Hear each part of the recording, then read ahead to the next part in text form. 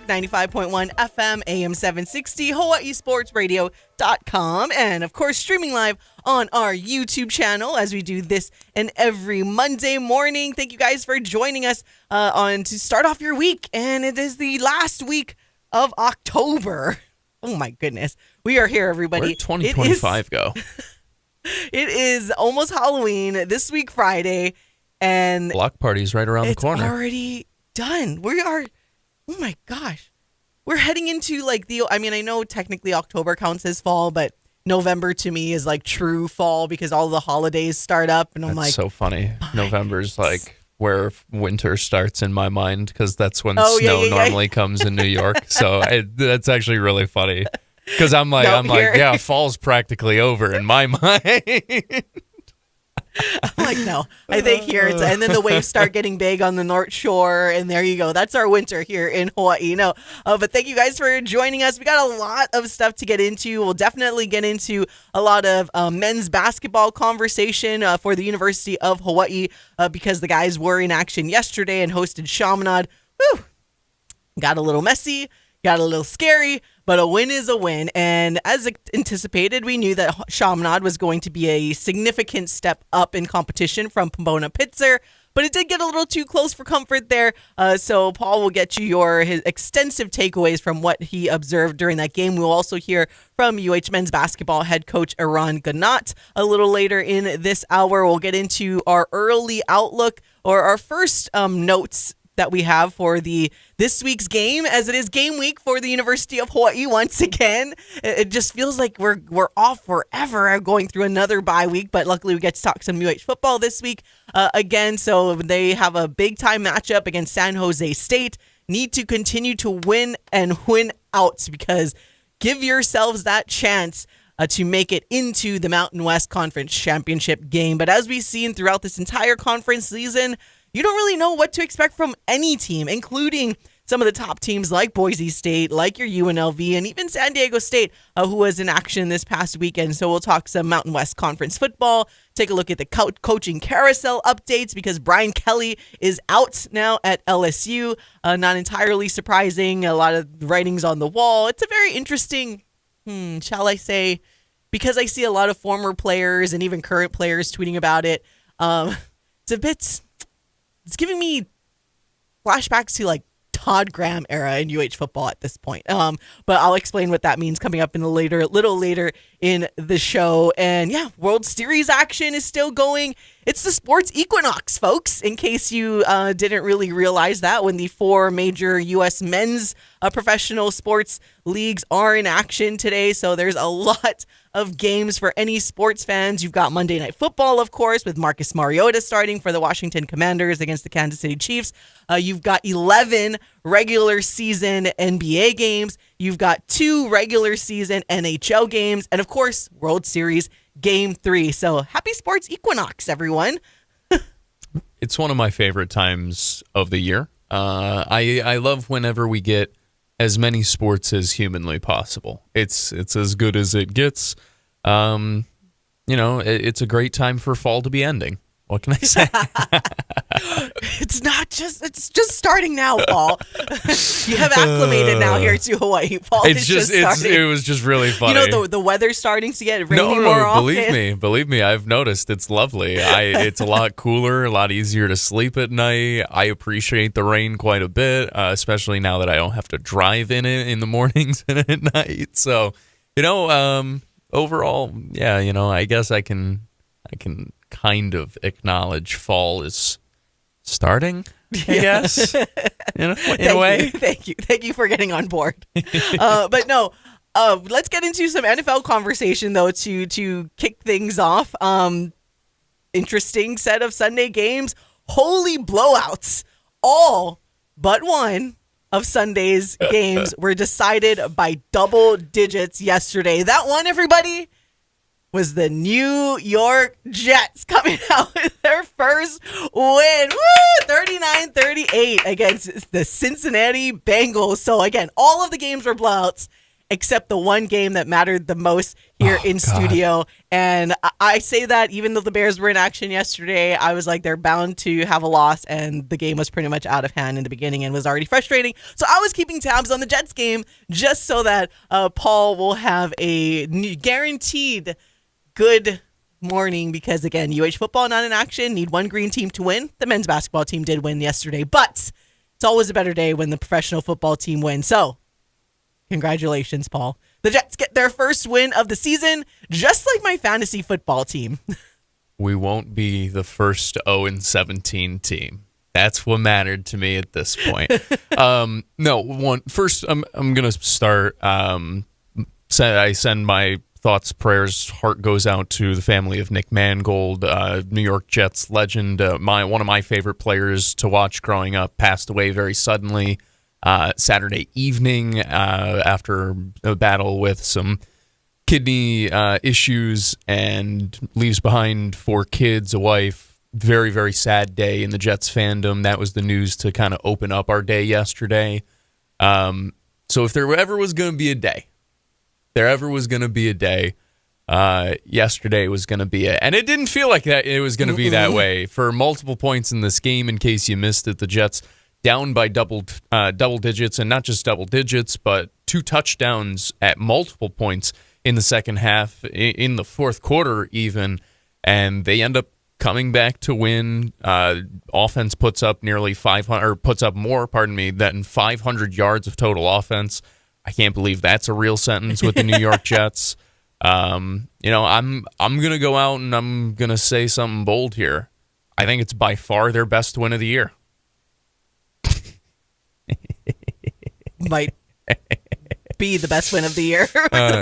Maybe, but it's the Jets' best win of the year. That's for sure. Don't have many to pick from. In fact, it's the only one. But very, very fun. Very, very nice for a fan base that has been going through it. For a while.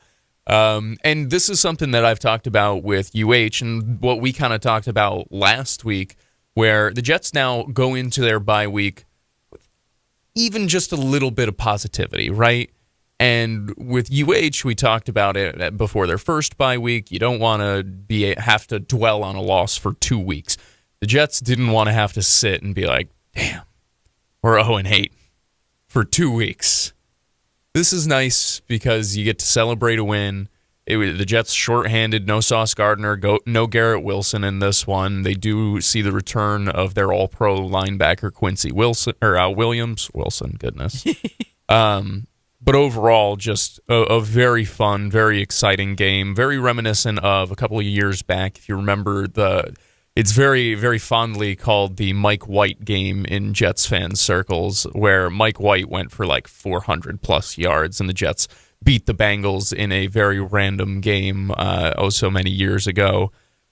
It felt very much so like that. Very nice to get a game. Breece Hall was outstanding. The Jets also rushed for more than 200 yards. It was everything that we thought the Jets were going to flash at times in like week 1 when they're like really close with the Steelers. You're like, oh, this team could be competitive. Frisky, yeah. They could be frisky. And that team was back this week, and that was nice to see. It was just nice to win one. Pretty much every other team was not frisky yesterday. Holy cow. Again, that is insane to think about, and it's been like the first time since like all the way back to 1990 when it's like a 92%. Wasn't even alive then.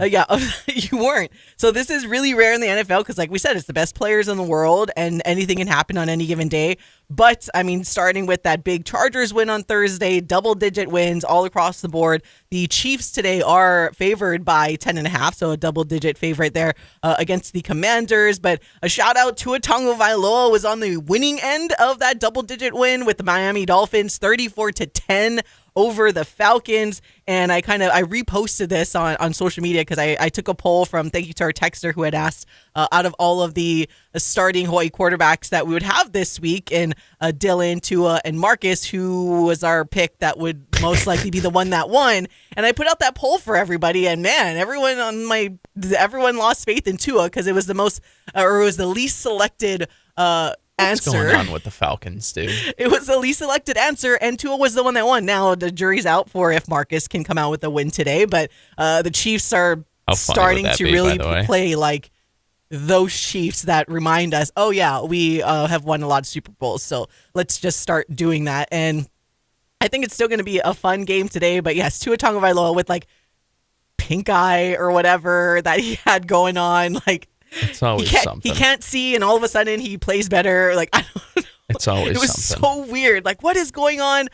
When you talk about Breece Hall, I mean, looking at some of the backs here yesterday, Jonathan Taylor, that guy's pretty darn good for the Colts. Like, and it was funny because I forget who was calling that game, but he had gone in for his third touchdown, and at first he was like, 3 rushing touchdowns in 3 straight games, and he's like, wait, that was a pass. That was a pass. Yeah, like, it was a great call. It was a great call. It just unfortunately got wiped out because it was one of the little, like, they're like these hot pot passes. Yeah, it's like a little pitch out. Yeah, like it's not even right. It's like it touches the hands of the quarterback. It basically does not go hand-to-hand transfer. Just like a little. There's an actual term for it, but either way, no. I thought it was a great call by Andrew Catalan, and unfortunately. He did not get Jonathan Taylor did not that good. And then on the other end, I mean, Cam Scatterbo, right when he was starting to be, the Giants were getting fun, and Jackson Dart and Cam Scatterbo, that connection that they have, and then in pure Scatterbo Dart form, when Cam was on the cart, and then Jackson Dart, like, they headbutted each other. Yeah, they kill me. They are essentially the Bash brothers, but I mean, his career was really starting to take off, and of course, they ended up losing to the Eagles 38-20. But that is such a significant loss, and not just as a team for the Giants, but Cam Scatterbo, he was on his way to becoming a star in this league because of his crazy personality, and he was a pretty darn good running back at that. And now he's done for the season with the ankle dislocation, had to get surgery right away, of course. So it's it's football, but man, that was something that I was just like torn up about it for the Giants and for Cam Scatterbo, because you just love when you have players like that make the league fun, right? We always joke about the no fun league, and they were allowing Cam Scatterbo and Jackson Dart to just be themselves, and it was a lot of fun to watch. And now we're going to have to wait till next season, hopefully, if he's back to normal. Yeah, it was not good. I feel really, really bad for him, for Giants fans, because just spent all this time talking about how miserable the Jets have been. Giants fans, for the most part, understand the pain of being really, really bad over the past decade or so. Toss in a playoff performance or two, but they've been very, very bad. Overall, regular season wise, if you go look up their record, this was a fun story, and like you mentioned, in the NFL, one of those, this is an easy guy to root for. And just, it's not just that he got injured, because unfortunately with football, injuries happen every single week. It was the severity of the injury where right away you, they stuck on the replay a little too long on Red Zone. So when I saw it, woof. I didn't even, because I wasn't watching that game, and then you had texted us and said I did not. I didn't even look it up. I'm glad I haven't seen it come across my feed, because I trusted you when you were like, it was bad. If you're squeamish, do not watch. And then when I heard ankle dislocation, I'm like, yep, that sounds bad. I'm not going to watch that. I would describe it, but it is, even describing it is as gross as actually seeing it. Heartbreaks for Cam Scatterbo. He is incredibly fun. He's the type of player that you want to root for just because he genuinely enjoys playing football. Mm-hmm. He has the joy of a child playing a sport that was not really made for kids, but, a kid's game in a sense. And those are the players that are really easy to root for. So that sucked. Sending all the best to him. Hope he has a speedy recovery. Hope he has a strong recovery, and hope he's able to come back just as strong next year, because a lot of fun to see him and Jackson Dart, the 1-2 punch and shenanigans that they get into. So yeah, that sucks for Giants fans. Feel bad for him. Okay, Jets fans, they won. Finally. It's like, oh my God. I could not believe I was so happy for, like I said, I was barely paying attention to the Bears game at that point because it was just frustrating. By the way, it'll be interesting to see what comes out with the punishment for the Ravens because of their lack of transparency. What even word is that? Transparency with the injury reporting. They reported that Lamar Jackson was like full participation, but then he was participating on getting the second team reps. And then if a normal starter is on the second team reps, you're supposed to report it as limited. And then they said he didn't. It was like this whole thing. So it'll be interesting to see what happens. Stupid. It wouldn't have made a difference anyways because the Bears still got blown out by a Lamar Jackson-less Ravens. Yeah, respect Pro Bowl QB Snoop Huntley, by the way. So I don't know. It was an interesting way that they explained it on the broadcast. But, I'm just like, yeah. Yeah, they cheated. Doesn't matter. They cheated. Take away the win. Give it to the Bears. Yeah. They should give Lamar Jackson's powers to Caleb Williams because he's going to need it because it was just... Monstar style. Yes, just transfer, please, because... Anyways, oh God. I am so happy that we had basketball to look forward to. So that's what we did. And yesterday, of course, the UH men's basketball team in action to Chaminade in an exhibition. So we'll talk about that next and let you hear from head coach Eran Ganot and what he had to say in the post game. We'll be right back on the Hawaii Sports Radio Network. Stuck in traffic?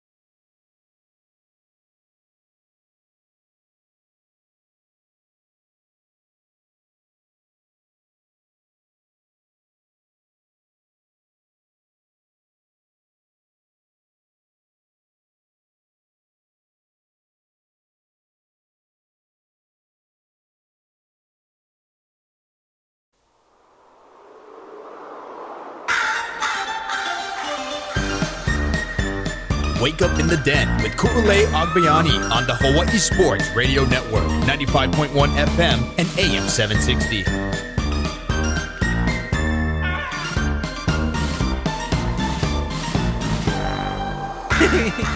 Welcome back to Wake Up in the Den. Kulale Agbayani and Paul Brecht on the Hawaii Sports Radio Network, 95.1 FM, AM 760, hawaiisportsradio.com, and streaming live on our YouTube channel. Getting is like Halloween week. Gotta put in some of that spooky music. I like it. Yeah, even Big though fan. we will be in action though, calling OIA football on Friday, and that'll be our Halloween that we are spending with all of the beautiful people that will be out at Farrington. So stick around for more of that details of the game that we will be at for OIA semifinal action this Friday for Halloween. Spooky, scary skeletons. Spooky, scary skeletons. All right, getting into something that got a little spooky yesterday. Woo! The Rainbow Warrior basketball team just being able to escape Chaminade 93-87 in an exhibition game.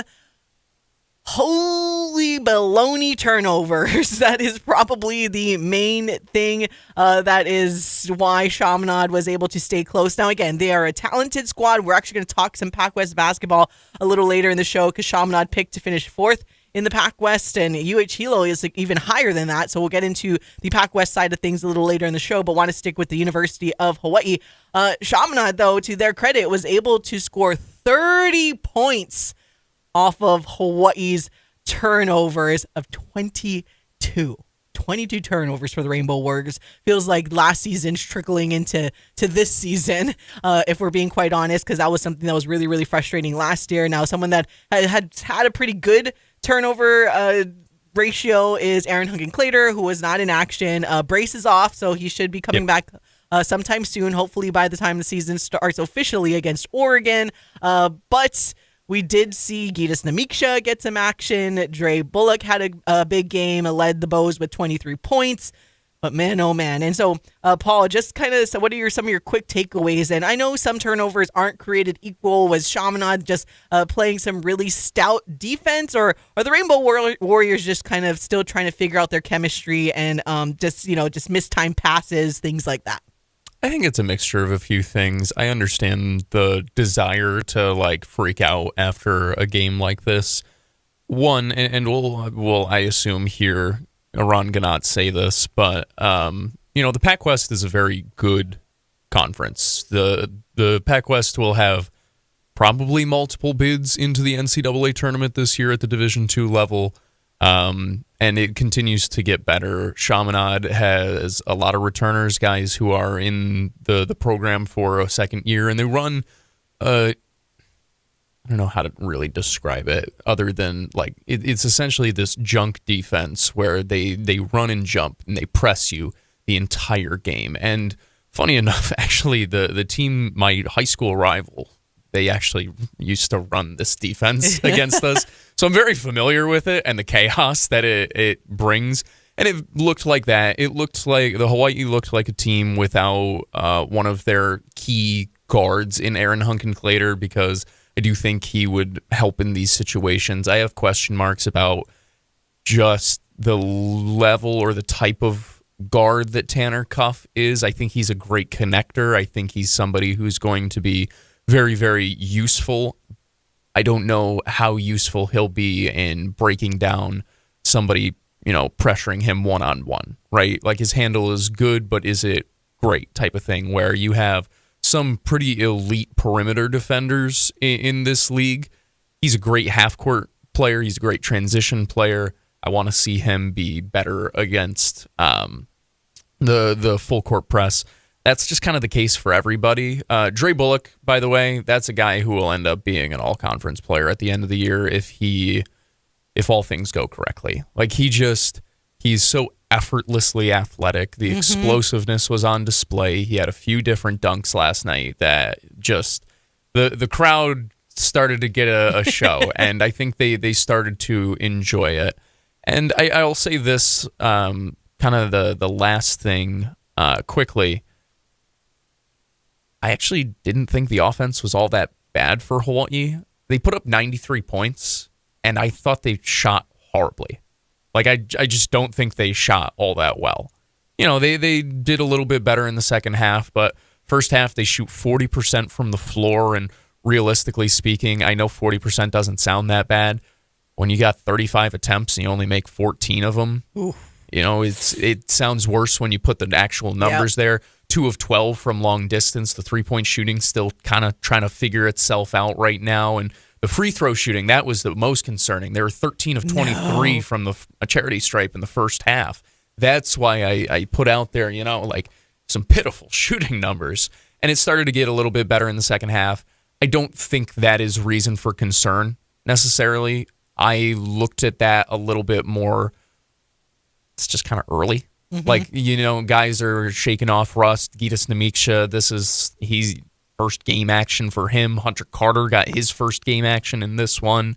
Eran Ganot talked a little bit about this. They still have not been whole since the first day of practices, whether it's guys missing practice for nagging injuries. Tanner Cuff, I do want to give him a little bit of slack, or cut him a little bit of slack. He missed this past week, or a lot of this past week, because he was in and out with an illness. Like, there are things that are going on, but these are unfortunately parts of life and parts of being a program. So, overall, I thought they were good process offensively. They were just missing shots.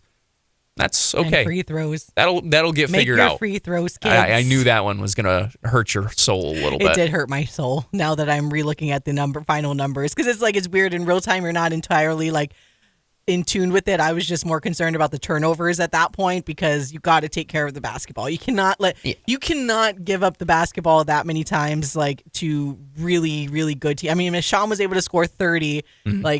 They took advantage of every opportunity, and Big West teams are going to do the same, and you're going to have to come out of the hole, which is going to be a lot more difficult against Big West teams than against Chaminade. But again, still got to give Chaminade a lot of credit. Those of you guys that were able to watch them, they are a very, very good athletic team. It's also a different defense. Not many teams are going to press literally for all 40 minutes. True. All 40 minutes from the start, from the tip-off to the final buzzer. It is full court pressure. So at that I also, to Sham's credit, and that's kind of what I was getting at as well, when I was like, they've got a couple of guys back this year who now they really understand the system. There's a reason, and we'll get into it later, there's a reason they're expected to do well in their conference. All right, we're going to take a quick break, but when we come back, we will let you guys hear what head coach Eran Ganot had to say in the postgame on the Hawaii Sports Radio Network.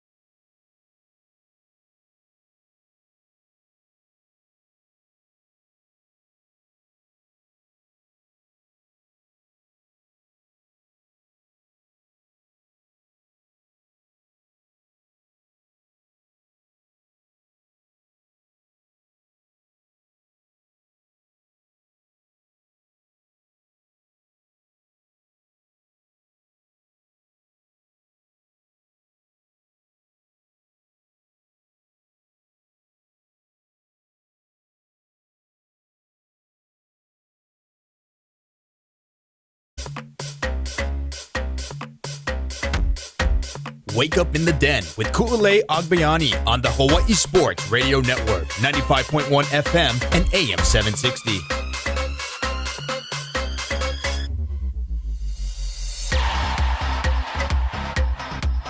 Welcome back to all of you, the beautiful list of all the beautiful people. It's Wake Up in the Den, Kulale Agbayani and Paul Brecht on the Hawaii Sports Radio Network, 95.1 FM, AM 760, hawaiisportsradio.com, and streaming live on our YouTube channel this and every Monday morning. Thank you for hanging out with us to start off your week, and hopefully you tune in every single weekday morning from 8 to 10. And that is why you are the beautifulest of all the beautiful people. You can chime in on the live chat or text us at 808-888-KGU1. That's 5481. We see Colin in there and Robert in there. Hello to all of you guys and welcome to the show and for hanging out with us as always. And we'll continue our men's basketball conversation. Coming up a little later, we'll get into more football. As we mentioned, the coaching carousel going on now in college football. It just keeps getting bigger. And it's just going to keep going round and round. And we'll get into some early notes for the University of Hawai'i football team and San Jose State going on the road this weekend in charge of their own destiny, which feels really weird to say. Insane. That if they just win out, they will give themselves that much of a shot to make it into the Mountain West Championship game. But it looks like, again, we're allowed to look past some of the opponents. The team isn't, but we're allowed to manifest certain things. And should Hawaii be able to get past San Jose State, they have a very tough matchup coming up against San Diego State after that, where if Hawaii can come out victorious against the Aztecs, all of a sudden I think the conversation turns up another level if they're able to beat the Aztecs. Oh my gosh. Well, that's one where I'm not going to go ahead of ourselves quite yet. But I'm glad you bring up the scenario where that's part of the reason why this week is so important, because it sets up, the biggest game in half a decade for UH football. More, maybe. Probably more than that. 2019. Realistically, yeah, and even this game. Oh man, I was like, wait, I don't want to get started on it because we're supposed to talk about an hour 2. We told the beautiful people we're going to talk more men's basketball and get to Anyways, it is game week for UH football. We are going to get into football though, coming up a little later for sure. All right, we were talking, giving some of the takeaways from last night's UH men's basketball exhibition game against Chaminade. Again, Rainbow Warriors coming out victorious, 93-87. Still got to. Get everybody worked back in and healthy into the rotation. So there's still a bit more to figure out for these guys before they reach their potential where we should be. They got 10 days to figure it out still. And you know what? After a couple exhibitions to get their legs under them, boom, they're going to go to Oregon, and that's how they are opening up the season next week already, November 4th. That'll be at 5:30 p.m. Hawaii time when you can watch it on the Big Ten Network. And it's going to be a big one. But finishing up our recap of yesterday's win here just real quick. Here's a good portion of what head coach Eran Ganot had to say in yesterday's postgame, and he just starts it off with his opening statement. First, I want to give credit to Chaminade and their staff and their kids. You guys have heard me ad nauseum talk about my respect for all the local schools and their staffs and their student athletes, and we were fortunate to kind of finish strong, but kind of knew that was coming in. Their style of play, hard to simulate. I'm sure our players may have mentioned it in the interviews or later. They were probably thinking I was crazy because in the huddles at halftime I'm saying, "You gotta love this. This is great. This is awesome." How fortunate are we to get this? You can't film and going against each other. They're good. They're one of the better ones in that kind of pressure. 1 through 5, 40 minutes. Both the presses, the run and jump. When you beat it, they're scrapped to hit balls from behind. I was pleased at times how we handled it early, but we've said with these guys, they play one way for 40, up 10, down 10. They play one way for 40, and so we had a couple of those stretches where we needed to separate, and here comes turnover, layup, and that's something we can work on, but that's why we play in these games, and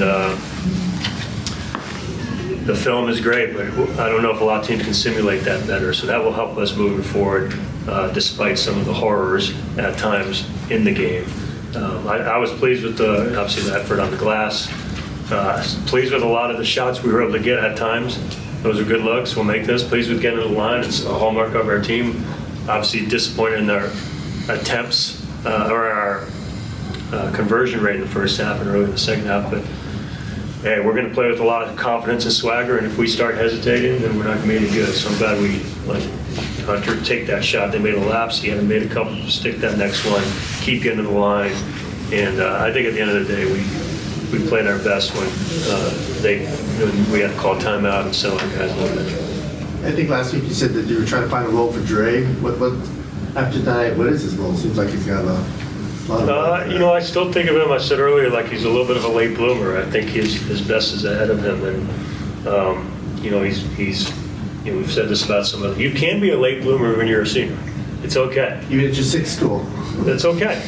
Because it's all about the real experience and like I've said that about McCoy and Kamaka, they didn't play. So they may be older, but now they're starting to play. And that's why I was like, tell people when they ask about guys professionally, when they leave us, like, he's a late bloomer. Watch him continue to rise, because in their first couple of years of playing a lot more minutes, they blossomed. And so in Dre's situation, he's been kind of a part-time starter at times. And can he make that jump to be a full-time starter? Can he make that jump to be a playmaker, a two-way player? All that's there for him. It was great to see his passion at critical times, but that's kind of the message with him too. You're pretty good. Let's see where we can take this, because it could make us different. And I've told you guys about some of the explosiveness, but I think he's more than that. Could you talk a little bit about the impact Jalen Myers gave you guys, especially in that first half, just the energy that he had, 7.6 boards off the bench? Yeah, no, that gives us, we have a couple guys we could throw in there at the 4 spot, and I think in the first half that he gave us a jolt. He stood the guy up defensively. He got on some offensive rebounds. He missed some shots that he took a great 3. He had a 17-footer that's like his shot, so we're good there. We're going to be clapping, because those are what we work for. But, for all our guys, we need to be consistent there, because I thought in the first half, they scored mostly off our turnovers. And so, hey, guys, let's take care of it as we go in the half court. In the second half, they got us off the bounce pretty good, and that's something that we don't take lightly. That being said, I thought our best defense was in the last 5 or 6 minutes. So you talk about the maturity of this team, down 7 with 8 minutes left. Maybe a younger, more inexperienced team might push the panic button, or you might then fall apart, and that could be a breaking point. But how do you like the way they responded and came back? And you said 8 minutes is a lot of time, even though you're down 7. I loved it, because early in the year, you're getting that rep for that group. I mean, I've said we're an older team, but experience is age, years, and then the third one, which is undervalued, is together, years together. They don't have that together yet. You know what I mean? So all these reps is an additional experience that they can get. That's why I was pumped to be in those situations, even though probably some of the crowd was a little antsy, and I know probably my wife, my daughter over there, but I don't know if you can simulate it better. How do we handle a lead? Okay, they punched us in the mouth. We go from up 9 to down 5 or 6, right? With 8 to go, and they're going crazy, and I'm kind of taking it all in, like, we do situations in practice every day. So I'm like, situation, let's see what our team's made of. This is great. And I hope this will be a point that we can look back at. You can do that with veteran teams. Now this is one of the few that we can do with this team. We're going to have some of that early in the year because of that. And this has been one of the most unique 6-week practices I've ever coached. Even you guys were there at day 1. That was the one day we've been all together. One. And if Aaron hopefully comes back this week, then it will be day 2. And so I do appreciate the way they've hung in through some of that, even though I wish we were further along and wish we were healthy. We couldn't. Out of our control. We control what we can control. But again, there's a lot of credit for Chaminade and their group. And that was UH men's basketball head coach Eran Ganot, and just a snippet of what he had to say post-game following their win over Chaminade, 93-87. Again, a close one, just a lot of turnovers. Chaminade able to capitalize on that, not making their free throws until at least making it when it counted. And they're just missing shots, all of that stuff. And like we were saying in the previous segment, right, like they're not 100% healthy. These guys technically aren't practicing all together consistently. Everyone's like off, and like EG said, it's just, that's what it is. And luckily the team itself were able to, after going down, they were able to pull it together down the stretch and ultimately come out with the win. Because again, I know there's going to be a lot about, man, they only beat, and we were chuckling that, oh yeah, because the women beat Chaminade by almost 60, that's what the men had to do. But we also set it up where we knew this Chaminade men's team the competitive balance between UH and Chaminade is closer than it was for the women. So it's not really comparable.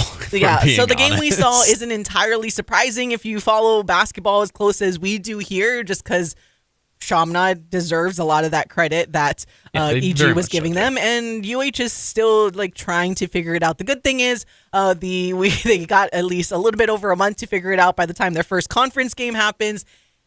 And barring any more injuries, they should be good to go. Yeah, realistically speaking, the important games, they still have some time before they get in there, because no matter what, I don't really see a world where the Big West gets a multiple bid anything at this point, as much as I would love for that to happen. So it'll be more important that they're firing on all cylinders once conference play begins, rather than when they're facing off against Oregon or when they're facing off against like East Texas A&M or whoever it is at the home opener. I think, yeah, I was gonna say that one. I think it's 8 p.m. tip, because same day scheduling Volleyball. as the Rainbow Wahine. But yeah, this is one where, yes, we joked, but it was never going to be some big blowout to the level of the Rainbow Wahine over Sham. But no, you brought up this point, and EG talked about this point, and it's one that I've talked about a little bit as well, where, I think it was very encouraging to see them execute down the stretch. And that was the big thing, where I don't know how focused they were for the first 35 minutes of this game. And that's not to say all of them came in unfocused or unprepared, or that they took Sham lightly or whatever it may be. But for Chaminade, this was a game where they legitimately get one shot each year to try and upset UH. And they're also trying to prepare themselves for the Maui Invitational, right, where they will see multiple Division I opponents. So this is an actual tune-up for Chaminade in a lot of ways, where UH is they're trying to figure stuff out, and sometimes it takes a second to click into gear. Down the stretch, when it came down to nut crunching time, they crunched the nuts type of thing. It was a good performance. They took care of the ball at the end. They made free throws at the end. When it came to playing defense, getting the stops they needed at the end, they got that. So that is what I'm taking from this, was encouraging that when adversity struck, when it was time for them to answer the bell, they did. Now, will they do it every time? I don't know. But they had a chance to do it, and they did in this point.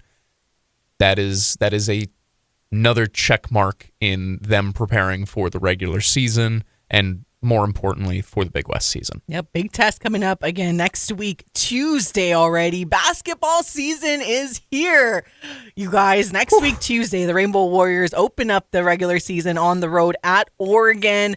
Tuesday, November 4th. That game is at 5:30 p.m. Hawaii time. You can watch it on the... I always have to do a double take still. Big Ten Network. I just did the same exact thing. I was like, Big Ten? Big Ten. Oh, yeah. Oh. So weird. Oh, yeah. It's still very weird to me, and I always have to do a double take, because it's like, even as much as we talk about it on this show about the Pac-12 and the Pac-nothing, whatever, it's like, well, cannot escape my brain that some of these schools are still part of the Pac-12, for you, and it should be on the Pac-12 network. Well, for you, that is this is now fall ending and winter starting, and instead this is now fall starting, or fall, really kicking into gear, instead of winter. This is your version of that. Yes. Except, the stupid Big Ten and Pac-12. Big Ten Network.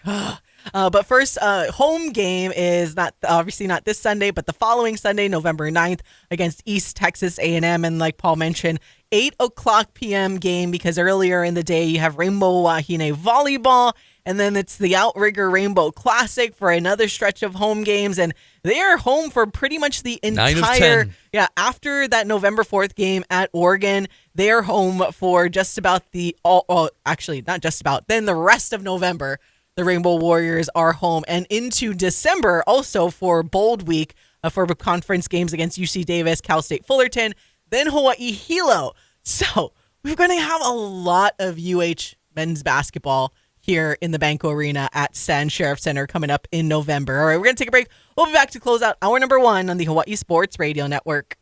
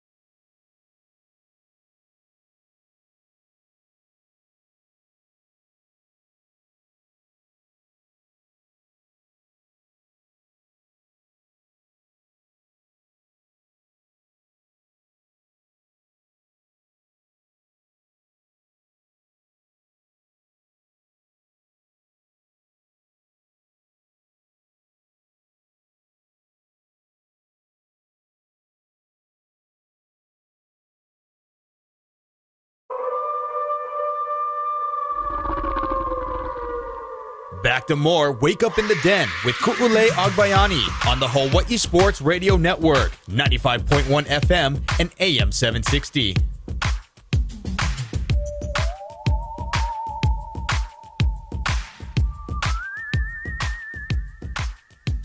This is giving me very Haunted Mansion Disneyland vibes.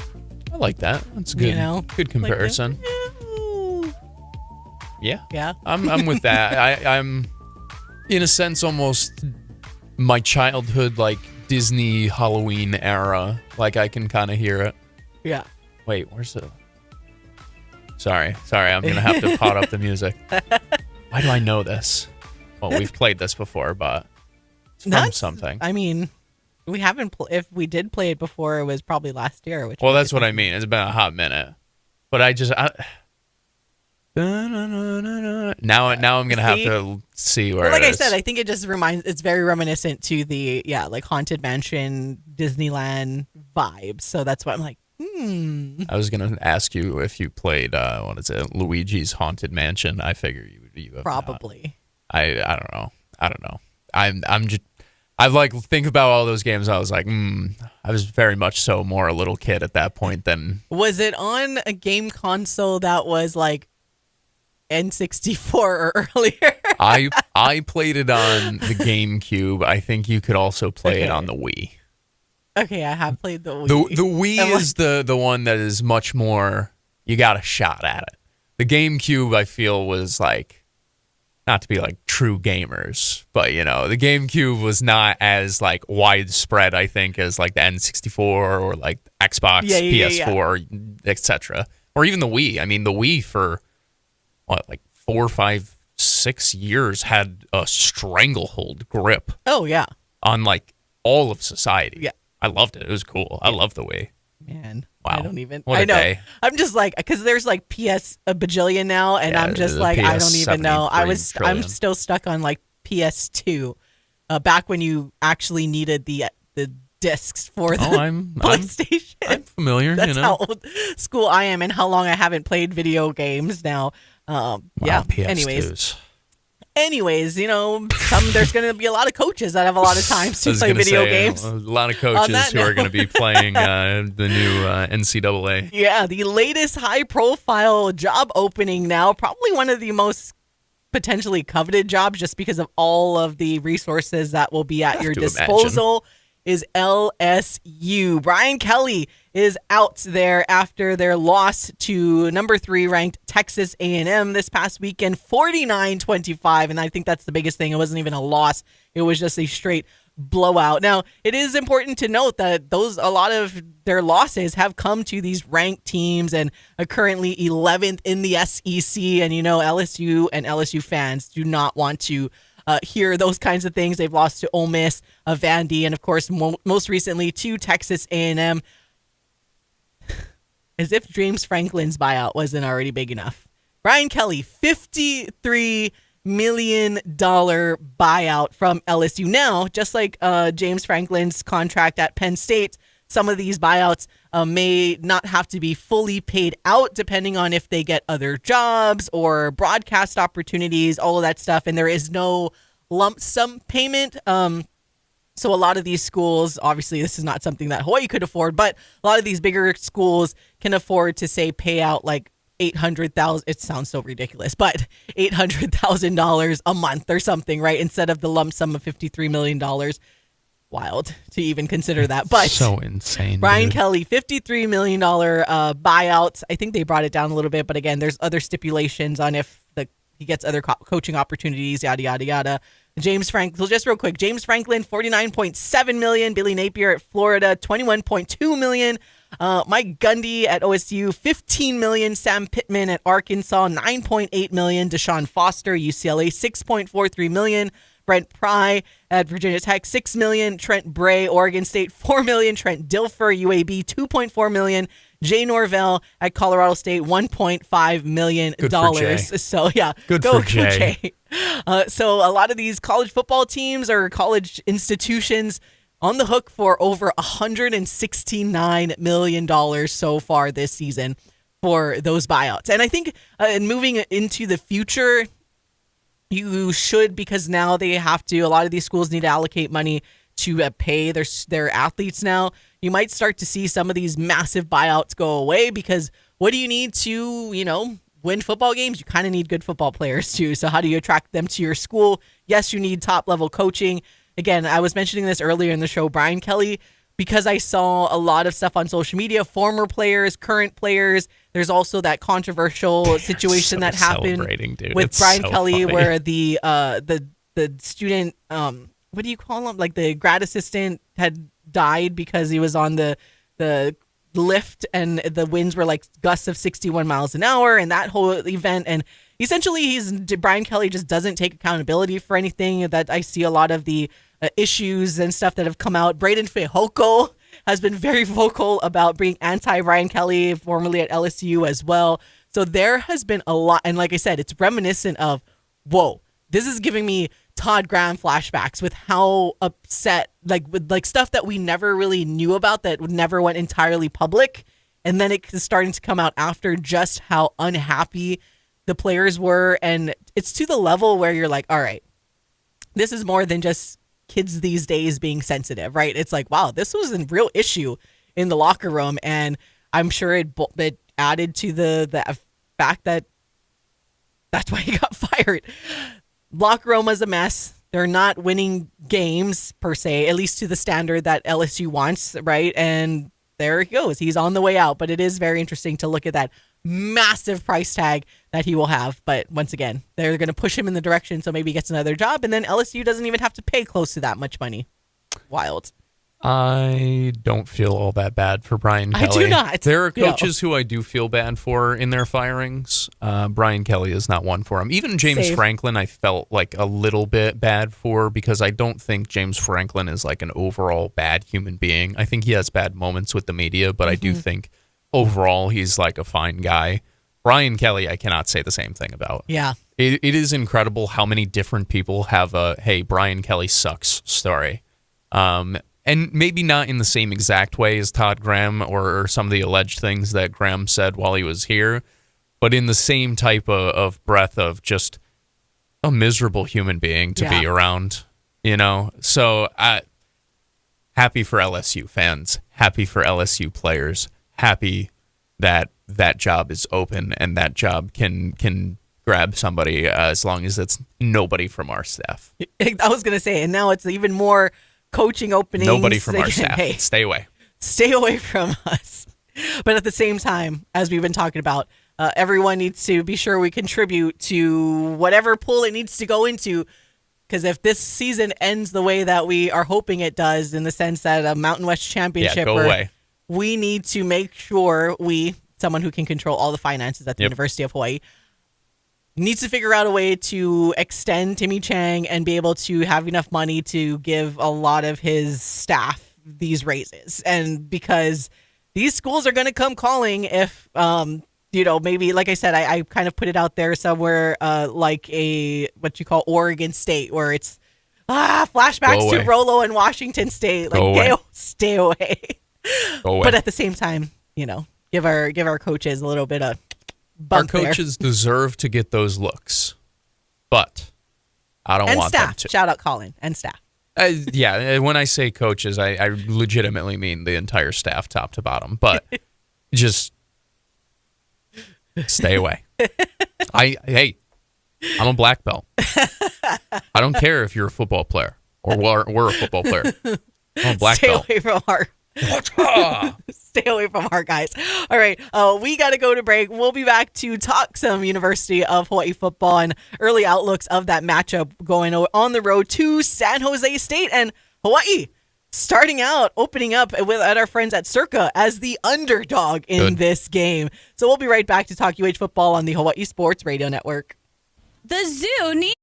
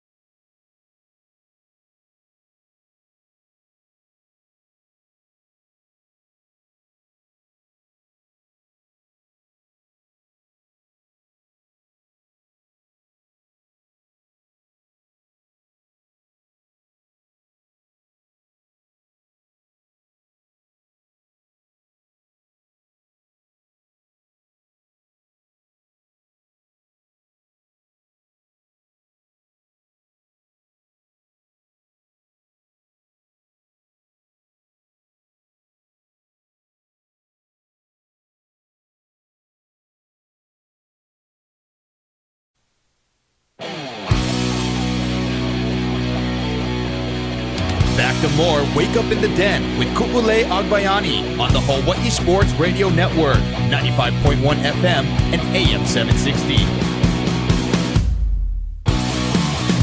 Welcome back to Wake Up in the Den, hour number 2.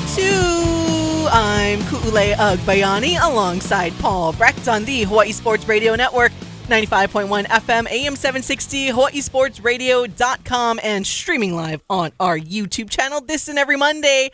Thank you guys for tuning in and hanging out with us every weekday morning from 8 to 10. Chime in on the YouTube chat or text us at 808-888-KGU1. That's 808-888-5481 if you want to get in on the conversation. In hour number 1, we talked some NFL. We got into a lot of UH men's basketball conversation, recapping their game yesterday against Chaminade in an exhibition, and also heard from what head coach Eran Ganot had to say following that game. And then I spoke a little bit about the coaching carousel and had Paul do some karate chop moves to try to keep some of these admin, front office people in some of these institutions where the football coaching where there's a lot of football openings at this point. So stay away. Stay away. Stay away. But at the same time, everybody needs to make sure we do what we need to do to try to contribute so that we can retain the football, not only Timmy Chang, but also the coaching staff, because they are just doing fabulous so far. So we'll get into a kind of the early outlook of the Hawaii football San Jose State game coming up this Saturday. Again, Hawaii having a bye week. We'll get into some Mountain West football as well.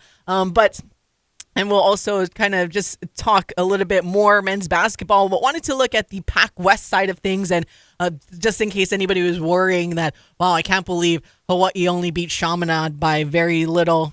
Chaminade is going to be a very, very good competitive basketball team. And maybe we'll get into some World Series conversation because, oh yeah, that stuff's going on too. And it's been quite an exciting back and forth series so far with Game 3 today, but now in Los Angeles. So I think it's going to be a fun one for a lot of baseball fans to keep up with. But just want to make sure we also mention Saturday. Yeah, like it's all blending together. Saturday evening, the Rainbow Wahine volleyball team on Robin Hood night. Robin Hood, spelled like Coach Robin, coming out with a win against Cal State Fullerton, a team that they have really never lost to, for that matter. And we're able to come out with a sweep. Starting to look a little scary in the beginning in that first set, but then Hawaii able to come out on top and kind of barrel their way through the rest of the game. 21-19, 30-28 in that second set, and then that third set, a nice stress-free third set, 25-14 for the Rainbow Wahine. Shelly Reed leading that offense with 14 kills. Victoria Leyva, another 20-dig performance, which to her credit is very impressive, especially when you're only playing a 3-set match, right? Because it's not expected. She's going to do a lot of work if they go to 5, which they do quite often.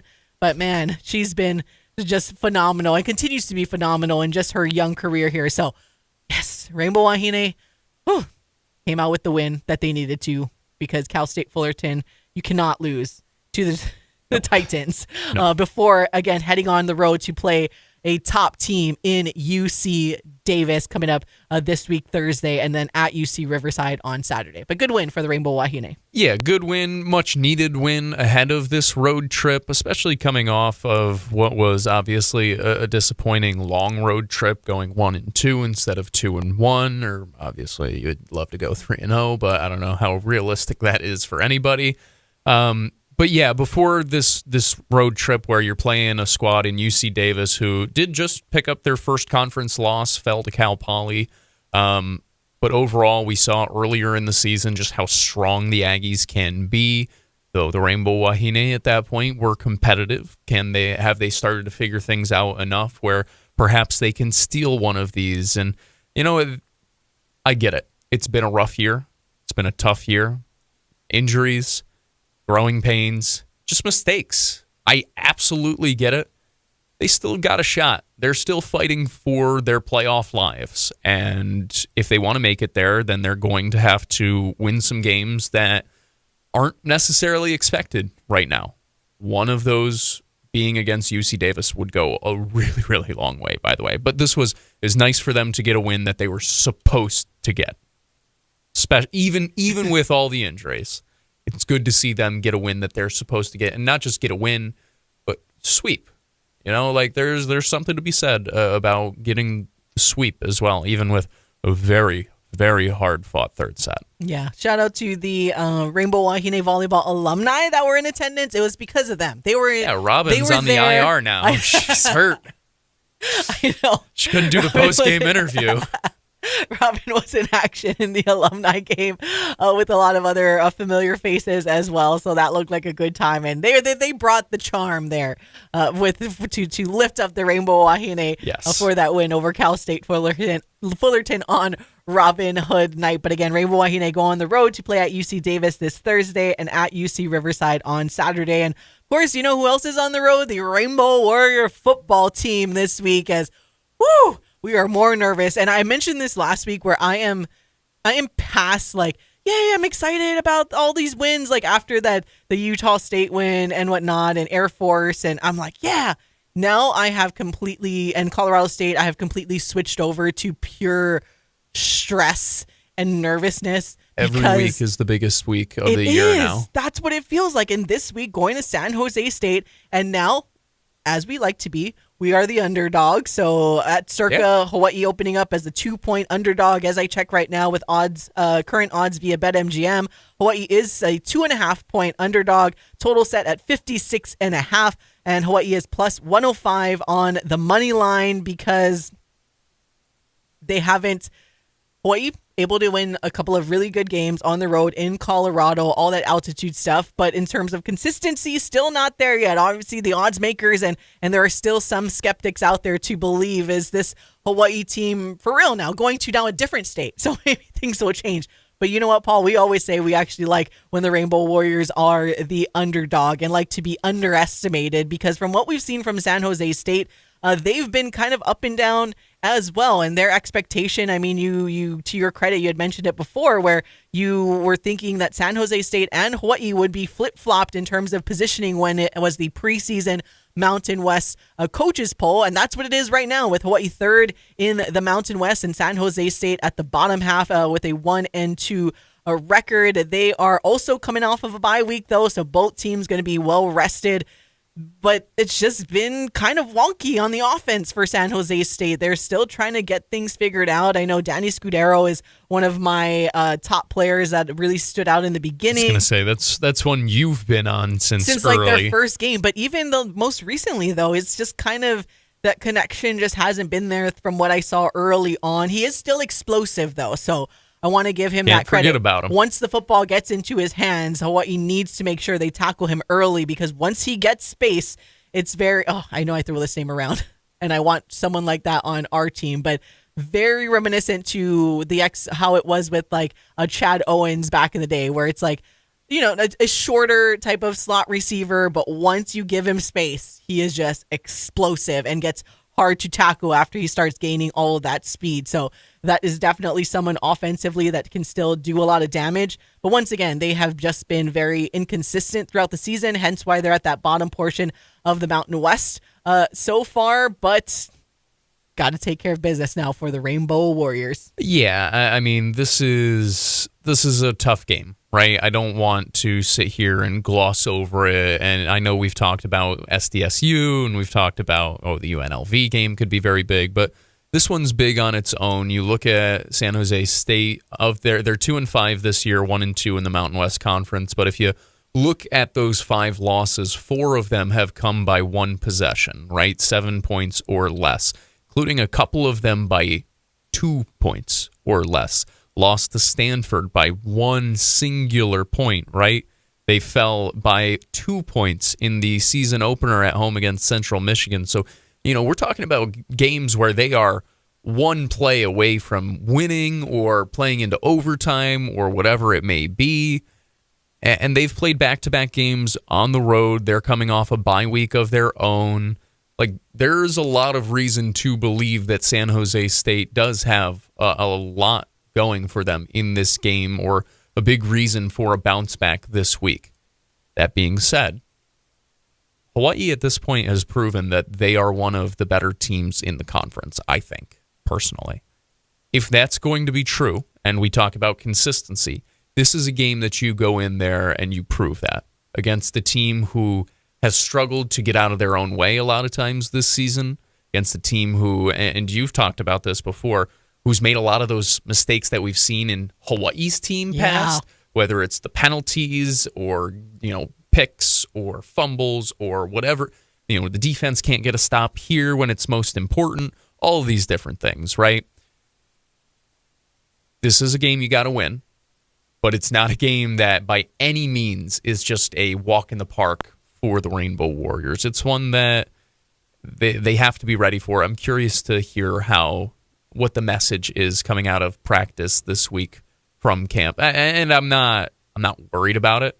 I'm more just interested how the Rainbow Warriors are preparing for the Spartans. Yeah, I'm glad you brought that up because that is something I want to rehash to when it comes to the Spartans' last game and loss to Utah State 30-25. Is that down that stretch of that game, they were just giving Utah State more opportunities because it was just like senseless penalties on the line. And that's where, as we mentioned, I'm so impressed by this Hawaii team so far because they've been so disciplined, consistently disciplined in all of those wins. They've just haven't shot themselves in the foot, and they've been able to limit those penalties and not give the other team more opportunities. Where, yes, San Jose State, when I was watching the stretch of that Utah State game, you're just like, you have these opportunities to win, and you're just giving Utah State all these opportunities, not getting the ball back. And another thing that San Jose State has been struggling with, and I poor job by me that I didn't bring up the stats right away, but field goals. That is what has costed them as well. You mentioned that where these games are close, and they were missed field goals in these games, like that Central Michigan game where they lost by a couple of points. They missed 2 or 3 of them in that. Just so, and one of them was kind of long, but there have been ones that are a lot shorter and barely any win, and it's just inconsistent with the field goals, which we feel like we're spoiled at this point with Kansei Matsuzawa being perfect, but if he doesn't make that one against Stanford, then we don't win that game, right? So fortunately for Hawaii, that special teams unit with Jack Maury, Caleb Freeman, and Kansei Matsuzawa has just been phenomenal so They've far. Played a difference. And that's why, and you mentioned this last week, where Kansei has scored the most points so far. And the FBS in all of football.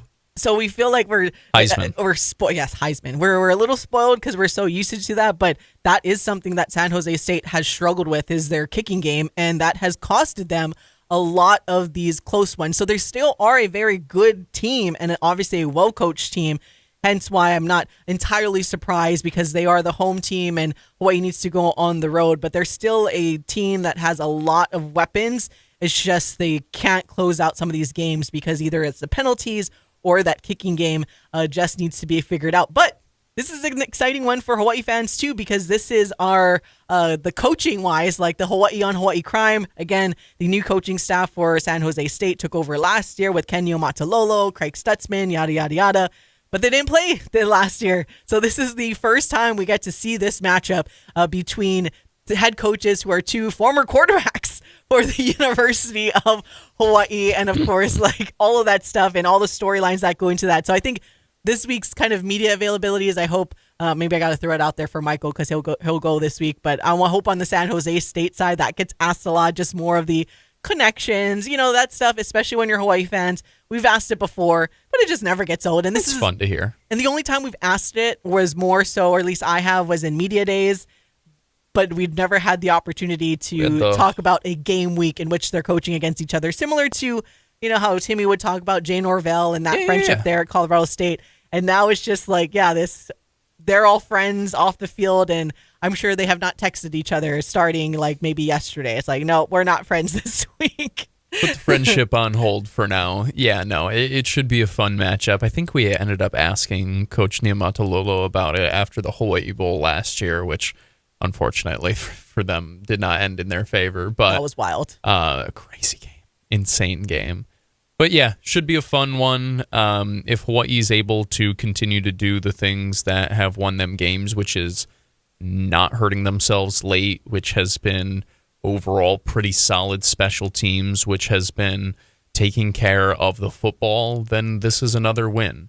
If the Rainbow Warriors don't show up, San Jose State has more than enough to put Hawaii in their place. So this is one that Hawaii still has to take very, very seriously against a team, an offense, an opponent who would love to get right back into things with their second conference win of the season. Yeah, and I tell you what, there's going to be a nice Hawaii showing out there as well. I know a bunch of football fans from here are making the travel to go and watch the Rainbow Warriors in San Jose State this weekend. So safe travels to everybody, and get very, very, very, very loud, of course. But it's going to be a fun one. Taking a look again at the Mountain West standings, this is where we were saying earlier that should Hawaii be able to come out with the win this Saturday, that game against San Diego State is going to be massive. Already stressed about it. The Aztecs are undefeated in conference play, 3-0 behind Boise State at 4-0, and Hawaii 3-1 in conference. So,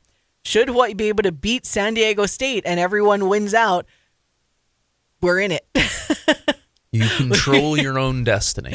In the Mountain West Champ. Again, insane. I know the team, you guys aren't looking past San Jose State, as you should not be. But as media members, as fans, we can manifest certain things. And if they come out with this win in San Jose, that San Diego State game is going to just be massive because of all of the championship implications that are on the line. And you guys are going to need to be there next week, Saturday, to be extremely loud, louder than ever. I still can't. And even if something wonky happens and they lose, they would still not be in it, or they would still not be out of it, because, as we mentioned, the Mountain West, wide open, so far dude. It seems like Boise, because they beat UNLV, they could potentially finish out there, but Boise State and San Diego State do play as well. So that's why I'm like, one of them's got to lose that game, which means you can get into the Mountain West Championship potentially with a loss. Would be big. I don't know. I am already sick thinking about it, but I really do hope. I hope it's a sellout. I hope not the stand. Sorry, we were just talking so much basketball. I hope TC Ching is packed out next weekend, and it's just. I hope it's a rocking environment, and I hope Hawaii shows up this weekend against San Jose State, because they are absolutely going to need to. Let's go. And as Colin has chimed in there on the live chat, meaningful football in November. Don't you love it? I love it so much. It feels, and we still get a bowl game no matter what to look forward to in December. Speaking of, our tweets have worked, and the bowl-bound T-shirts are up on the bowl season website. I checked this morning, and I tweeted about it because Salvation. It was not up for like a week, but Boise State, who had just qualified for a bowl game this past Saturday, their shirt was already up. And you're like, wait a minute, how come Hawaii's shirt isn't up yet? So whatever universe, maybe they saw the tweets that we were sending them, but the UH bowl-bound T-shirt is available at shop.bowlseason.com if you guys want those. So thank you, because that was very annoying. It's about maybe they got damn us time. confused with the other UH, the red one. So that's don't confuse us with them, please. Anyways, Don't get me in trouble. all right, we're going to take a break. When we come back, we'll switch back to talking more hoops. But take a look at the Pac West side of things and realize why it wasn't totally shocking that the Chaminade Silverswords were able to compete so closely with the Rainbow Warriors yesterday, and to give you the preseason Pac West polls where, man, Hawaii is going to have some competition amongst each other this coming season in the Pac West. We'll be right back on the Hawaii Sports Radio Network.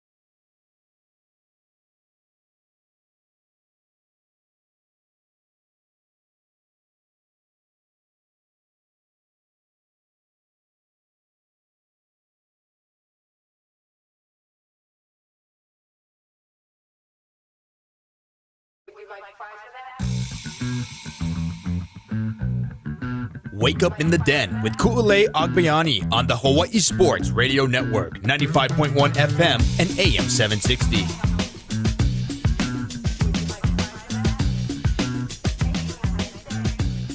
I don't even. I don't know. It's kind of fun, right? Like I'm just like.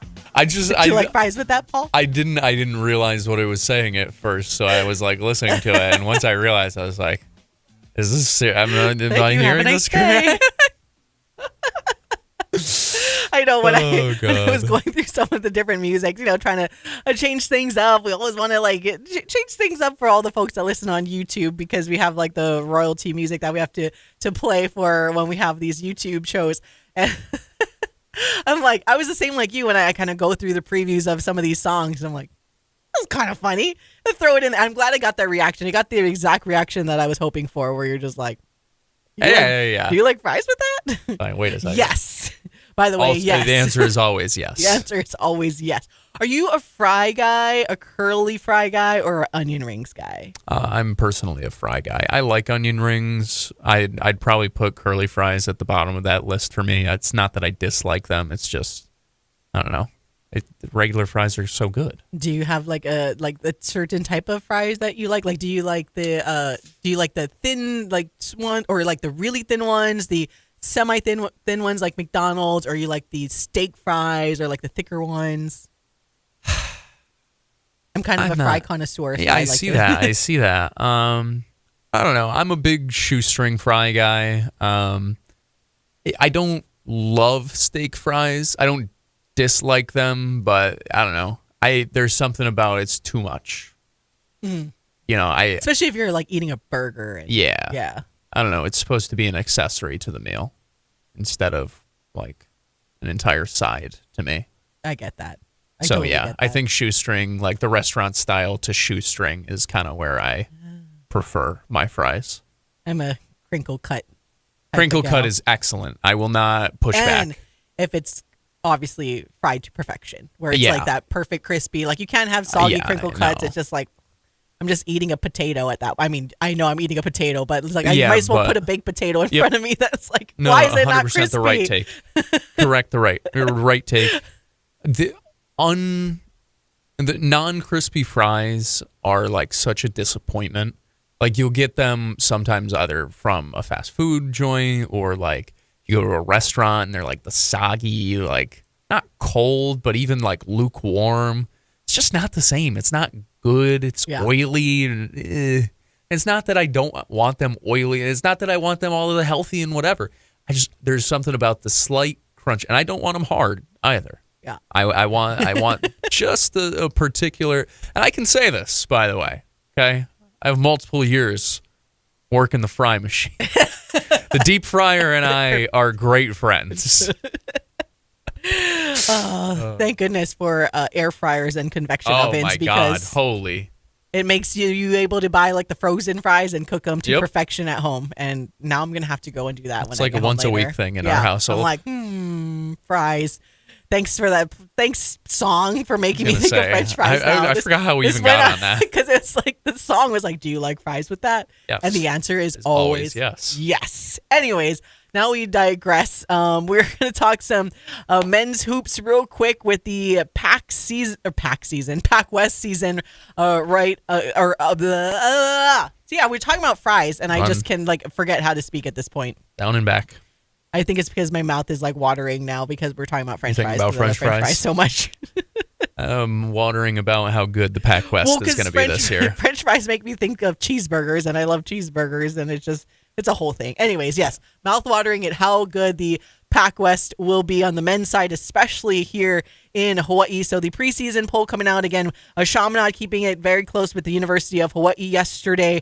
Now, Hawaii, to their part, did miss a lot of free throws and did turn over the basketball a lot, so they'll be able to fix those. But to Chaminade's credit, and we've said this last week, that they are a legit Pac West team. They're very athletic. As Paul mentioned earlier, when we're going through the game recap, you're rarely going to, if you're a UH, you're not going to really see a team that's going to full court press the entire 40 minutes.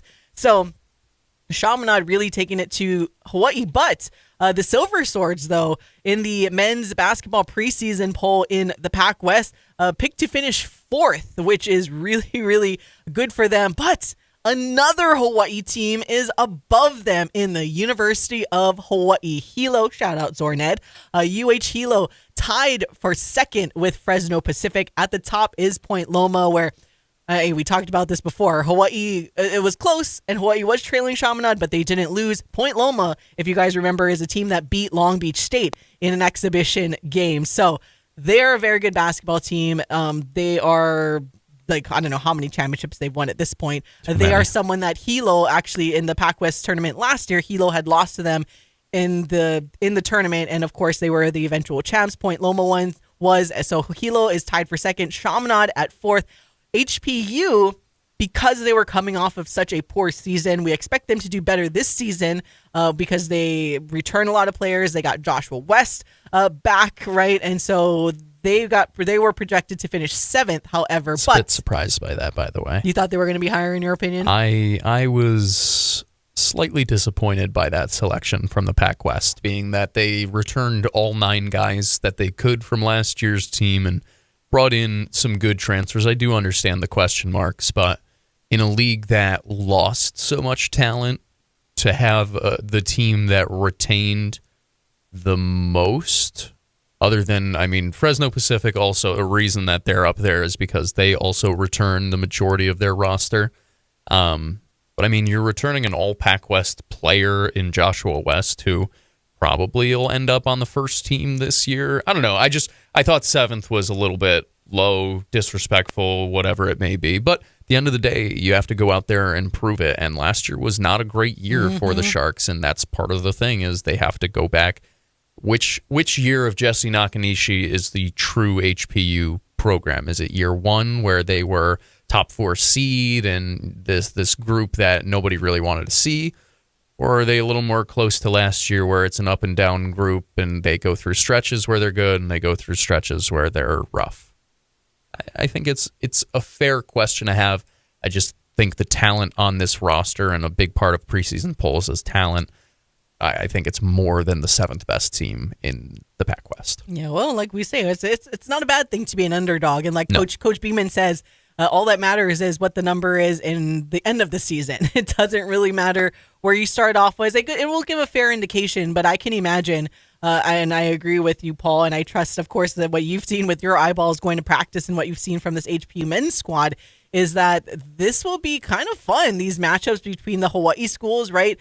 We've kind of seen, especially in that first year with Jesse Nakanishi, there was just like a lot of disparate, like there's just, the levels have never felt as close as they will this season, at least in the preseason wise, between Hawaii Hilo, Chaminade, and HPU, despite HPU being 7th and Hawaii Hilo and Chaminade being closer in the top 5. But I think it's going to be a fun one this year in the battle for Hawaii territory in the Pac West for men's basketball. I legitimately could see all 3 Hawaii teams finishing as the best of the 3 Hawaii teams this season. Like, The Chaminade group that we saw last night, I think, is very talented. I think their style of play is going to be difficult to go against, and I think if you're not ready for it in the Pac West, they could blow you out. We saw last season just how high scoring they could be, and they added some talent in the offseason. Nathan Medina, a Biola transfer, former first-team All-Pac West selection, missed last year due to injury for the most part, so nice to see him back and healthy. You understand why he's there. I just gave you the case for Hawaii Pacific. And then Hilo.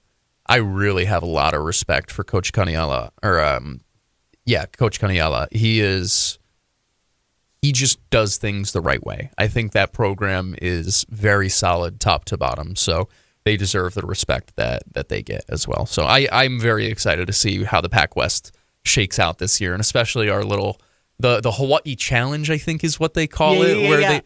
I'm very curious how that ends up, because it feels like they always split. Every single year, it feels like they all win one and they lose the other in their 2 matchups with each other. I think we should actively keep track of the men's and women's basketball season, because the women are even in a sense, but they're all even on the bottom of the Pac West. So Hawaii Hilo is 11th.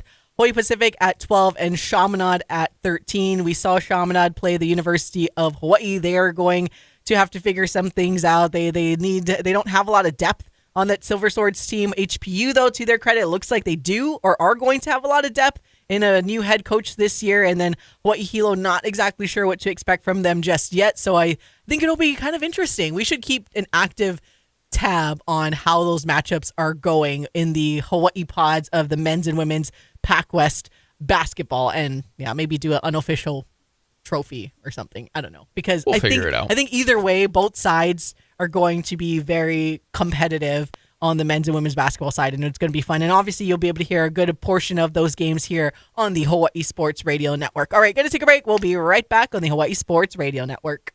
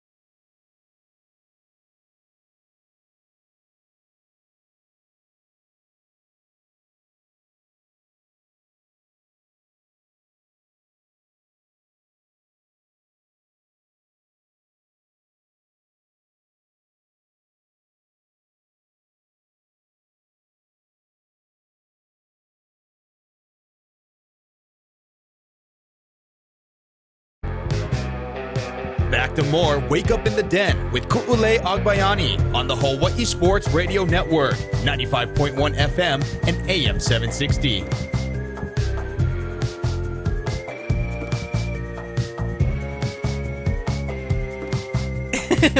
Welcome back to all of you, the beautiful list of all the beautiful people. Hope you enjoyed Paul's beautiful dancing that he did there to bring us back to our little spooky Halloween themed music. As it is Halloween week and October is just about this Friday we will be covering OIA football, but it's starting to be a spooky one now for the Toronto Blue Jays, right? It's always a series until you lose a home game, and the Blue Jays have lost that home game 5-1 on Saturday, to the Los Angeles Dodgers. Now they're going back game 3 today in LA, but Yoshinobu Yamamoto. Remember when everybody thought he was just bad because he had one bad start in like South Korea at 4 a.m. to begin the season? Everyone was like, "Oh, seems he's pretty good." Seems the Dodgers are still pretty good at baseball. By the way, for all the people who said that this was going to be a sweep, who said that? A bunch of people before the series started said the Dodgers were going to sweep the Blue Jays. Was insane to me. It was insane. I thought this was going to be a great series. The first two games have given me everything that I've wanted it to actually be. Two heavyweights legitimately throwing punches, and now it goes back to LA, right? Where who can grab the upper hand in game 3, and then ultimately game 5 will be very, very big. Because I got a feeling this one's going pretty deep in a series. I hope so. I mean, just as a pure baseball fan, if the entire series is going to be this entertaining throughout, then we got to get 7 games, because I have been entertained on both ends. I mean, like 11-4 in game 1 already started it off like tremendously. And then you have 9-run 6th inning by the Blue Jays. Then you just have the Dodgers, though, coming in and like, oh, just kidding. I remind you guys that we are a super by team. the way, we're and the Dodgers. We don't care if we flew all the way across the country and into another country. We're the Dodgers, and Yoshinobu Yamamoto is pretty darn good at pitching, in case, like you said, anybody ever forgot. This was an interesting thing I saw on Twitter, too, though, that there was, I guess, like the Colonel Sanders that was behind, like, home plate-ish in the last game. I didn't know there was such thing as the curse of Colonel Sanders, like, in Japanese lore. Like, I just learned this thing. What? Yeah, like, here. Yeah, the curse of Colonel Sanders is like a thing, and I guess someone tried to mess with Yamamoto. First off, that's hilarious. By wearing a Colonel Sanders he like decked out in Colonel Sanders. Not knowing the background of what the curse of Colonel Sanders is in Japanese culture, I assume it is somewhat jovial and playful and whatever, and it's not like super crazy bad. So I'm going to say this. Hilarious. It was absolutely hilarious well, that somebody took the time to know that in any way, shape, or form. Took the time to put together the outfit, get the seats to try and mess with. And by the way, big time players step up in big time moments. He said, take your curse and shove it, buddy. It didn't even work. Well, partially because I guess it's the curse of Colonel Sanders is to a specific Japanese baseball team, and that is not the team that Yamamoto plays for, so it didn't really bother him one bit. So it says this is so it's a Japanese urban legend that holds that the ghost of the KFC founder Colonel Sanders placed a curse on the Hanshin Tigers baseball team. It said that the curse was said to be placed on the team because of the Colonel's anger over treatment of one of his storefront statues, which was thrown into the Dotonbori River by Hanshin fans before their team's 1985 Central League pennant. As is common with sports curses, the curse of Colonel was used to explain the team's failure in subsequent years, i.e. the Boston Red Sox, before they won the World Series. Some fans believe the team would never win another Japanese series until the statue was recovered. They appeared in the Japan series 3 more times and lost in 03, 05, and 2014 before finally winning it in 2023. Did they recover the statue before 2023? I don't think so. But again, it's similar. Would be way more fun if they did. It's similar to the Curse of the Bambino, basically. Yeah. It's like in the 80s is when they did that. What a ridiculous thing. I love sports. And someone, again, went out of their way when Yamamoto was on the mound to dress like Colonel Sanders behind home plate. Didn't work. Yeah, it didn't work, clearly. Because, again, Yamamoto did not play for that baseball team, so that would have been funny if he did, and it still didn't work. And God, I love sports. It's just the most ridiculous thing. Like, what a ridiculous thing to do. And if it works, you've got a story for the rest of your life. Yeah. If it works, I helped. I helped us win a World Series game. That is when you are allowed to actually be like, we beat the Dodgers. You were part of the team for that. If you actually got it to work. No, I love that. I love anything. We need to start figuring stuff like that out for, Hawaii opponents. Just, random. Like we got to think of some random curse that got to go through history. We'll figure it out. Michael. Yeah, Michael. Yeah, the 2 scoops Lascaro to kind of figure something out. But I just thought I'd share that story because, it was the most random thing came across my feed, and I'm like, no way. First, I didn't really believe that this was a thing, and then I looked it up. I'm like, oh my goodness, it's actually a thing. That's so funny, dude. Yeah. So we'll see if anything else shows up in now that the team is back in LA today. Oh man, please Toronto. Putting out the vibes for Toronto. Do it. Who was even pitching today? I don't think I saw, honestly. Like the matchup in total? Yeah. What a great question. Oh, okay. There it is. I didn't see it on my initial one. Scherzer and Glasnow. Oh, we did know that because our Chaz on Tai said it in the sports report. I remember that now because Shohei's going tomorrow. By the way, what a ridiculous rotation to have. Oh my gosh. They're so Blake Snell in game 1. Oh, here's Yoshinobu Yamamoto in game 2. Here's Tyler Glasnow. By the way, can the Rays and the Dodgers stop trading? They stop trading with each other. What are we doing? Judas Priest. And to be fair, like Snell didn't go directly from the Rays to the Dodgers, but still.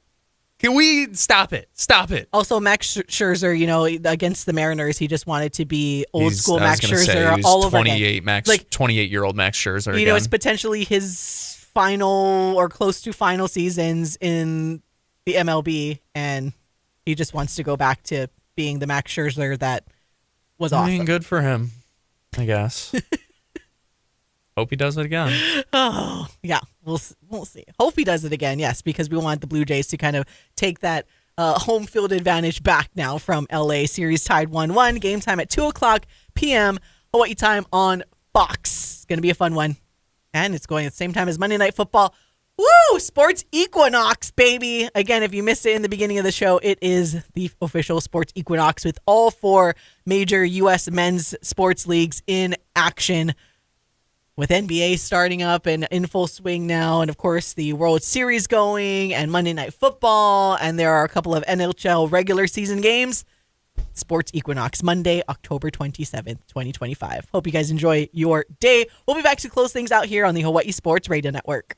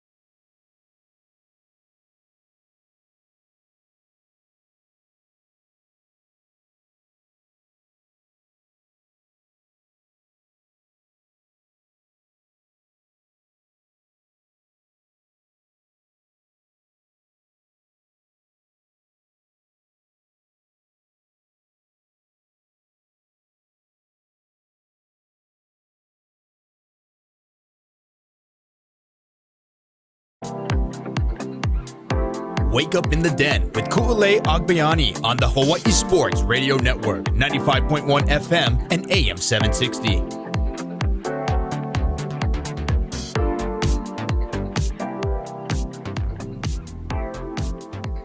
Ku'ulei Agbayani and Paul Brecht on the Hawaii Sports Radio Network, closing it out here. And thank you guys, everyone that's tuning in on our YouTube channel. This and every Monday morning from 8 to 10. You can listen to the show live every weekday morning from 8 to 10 Hawaii time. I know we got a good amount of viewers and listeners from all across the country. So thank you guys for tuning in live from 8 to 10 or listening on demand. Yeah, listening on demand wherever you get most podcasts as well. And of course, you can listen to our play-by-play broadcast on demand also. That's something I think that's really cool that we do here, that we're the only ones that do that here and make it available for you guys.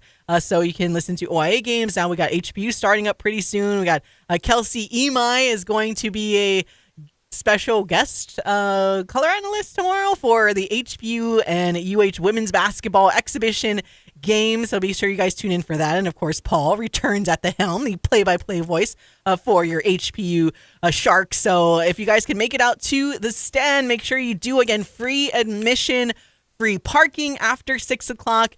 You can still get season tickets. Again, less than $100 for adults and kids. I mean, kids, youth up to like high school age are all free. So we talked about this last week that it is definitely going to be well worth your money to be able to get season tickets. And if you do, you can go and join the team in the ice cream social before the game tomorrow as well. So going to be a huge one and a good season that we are expecting from this Rainbow Wahine squad. And I'm curious what Kelsey has to say about some of the new players. I know I got a chance to sit next to her and Ashley in their game against Chaminade, and I know they already knew that Bailey Flavel was her and everything that they were expecting her to be. So it'll be nice to hear Kelsey, other thoughts that Kelsey has in the game tomorrow against HPU. And like we mentioned, we don't know what to expect from HPU this year. New head coach, some familiar faces, but a lot of new players. So I'm excited to kind of get this opportunity to see what the Lady Sharks are going to look like as well. I'm just more curious. Does this mean Kelsey Imai can now play on the media team in the media versus coaches matchup? She can guard Brad Davidson. Yeah, we win that matchup. Yeah. That's she totally got Brad Davidson. Chicken. Yep. We love that. I like that. I like that the way was you what think my of it. immediate thought was.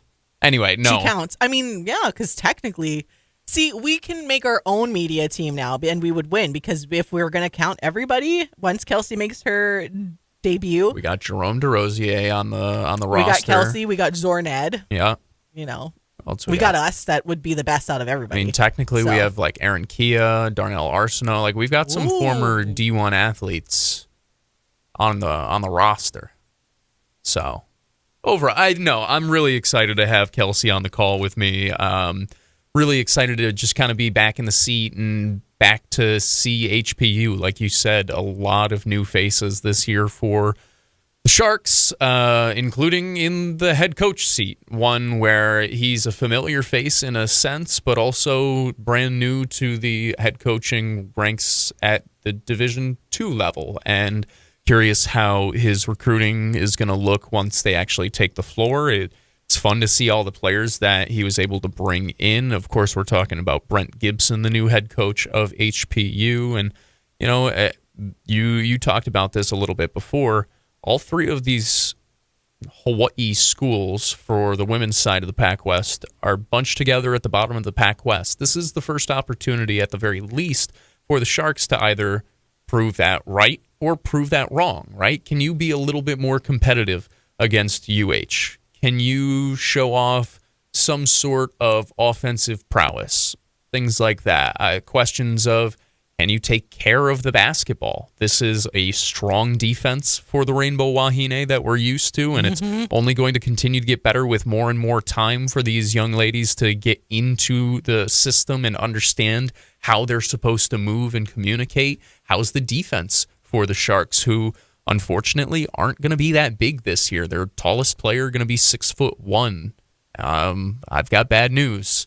There are a lot of bigger players on or as big players on UH. So how do the Sharks handle that? There are a bunch of questions that I'm curious about. And of course, every time we get to see the Rainbow Wahine, I feel like we're learning more and more about them because they are so young, because they have so much room to grow still, that it's fun learning what their floor is, learning where their baseline is, where they're starting. But I truly expect them only to get better and better and better as the year goes on. And that's what's fun, is that tomorrow's going to be a learning experience for a whole bunch of reasons. And I do think, you know, despite what the preseason poll really says, I do think, just like we were talking about on the men's side in Chaminade and Pomona Pitzer. You got there. I think this HPU squad is a step up from the Chaminade women's team that UH faced first. So I think that's going to go, it'll be a different look for the University of Hawai'i. I was having this, I can't remember if I said this on air, but I was trying to explain to someone yesterday when we were talking about Big West basketball and all that stuff. Is it unfair or is it realistic to already tab Bailey Flavel as someone that could be like this breakout freshman, like a Sumaya Sugapong when she first burst into the Big West, like where you're like, she's just a different player, and you're like, she's a freshman?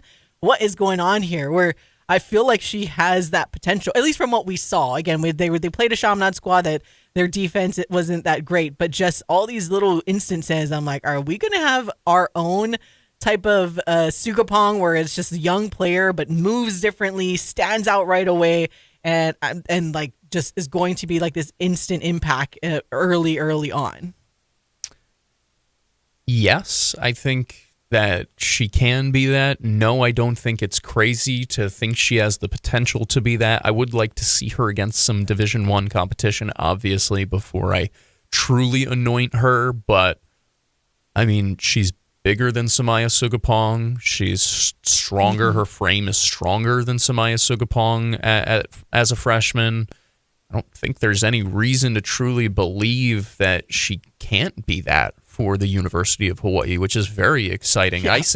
Honestly, I sit here and maybe this is this is unfair, but my thoughts immediately go to, okay, can she be Lily? Can she be Amy Atwell? Can she be that level of player by the time her time is up at the University of Hawaii? And obviously that's way, way far in the future. And hopefully it is at the University of Hawaii. Yes, that's another thing. For those that don't really recall who we're talking about with Samaya Sugapong, she was the freshman and then sophomore guard at UC San Diego. And after her sophomore season, she already got poached to go to Arizona. So that's where I'm like, hopefully Bailey will hopefully be here for a while. I think the Hawaii to obviously New Zealand connection bodes well in Hawaii's favor, and athletics still trying to figure out international stuff. You keep Bailey and vice versa. Everybody. We probably, I can imagine we may not see Ritoria tomorrow again. There is no point in really putting her out there at this point.